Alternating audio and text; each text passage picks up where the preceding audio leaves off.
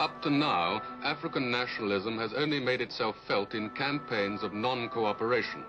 Where there have been riots in locations like these, they've generally been caused by bad conditions.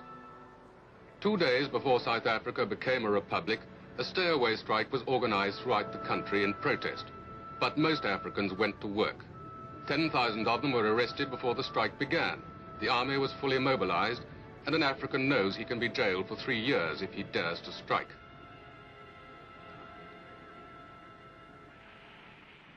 I went to see the man who organized this stay-away, a 42-year-old African lawyer, Nelson Mandela, the most dynamic leader in South Africa today.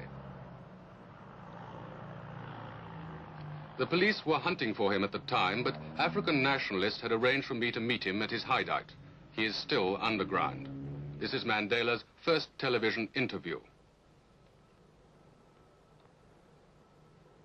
I asked him what it was that the African really wanted. The Africans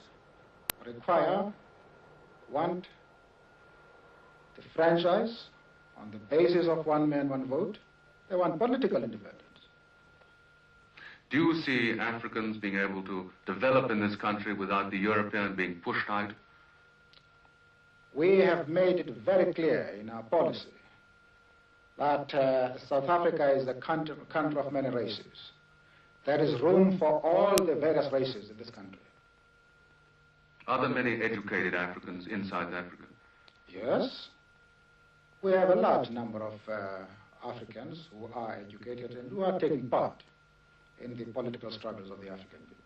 The question of education has nothing to do with the question of the vote.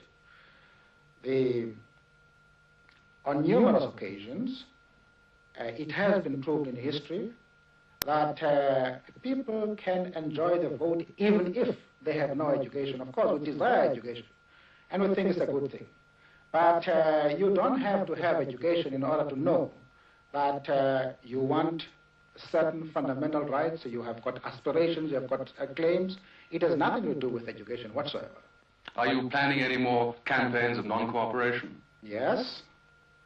The Pietermaritzburg resolution makes provision for a campaign of non-cooperation with the government, and we are presently studying plans to implement this aspect of the resolution. Now, if Dr. Verwoerd's government doesn't give you the kind of concessions that you want sometime soon, is there any likelihood of violence?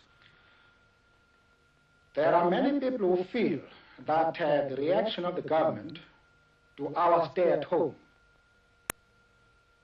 ordering a general mobilization, arming the white community, arresting 10,000s of Africans, the show of force throughout the country, notwithstanding our clear declaration that this campaign is being run on peaceful and non-violent lines, close the chapter as far as our methods of political struggle are concerned.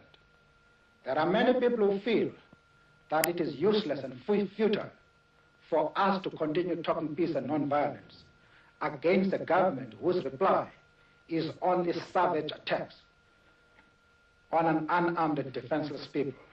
And I think the time has come for us to consider, in the light of our experiences in this stay at home, whether the methods which we have applied so far are adequate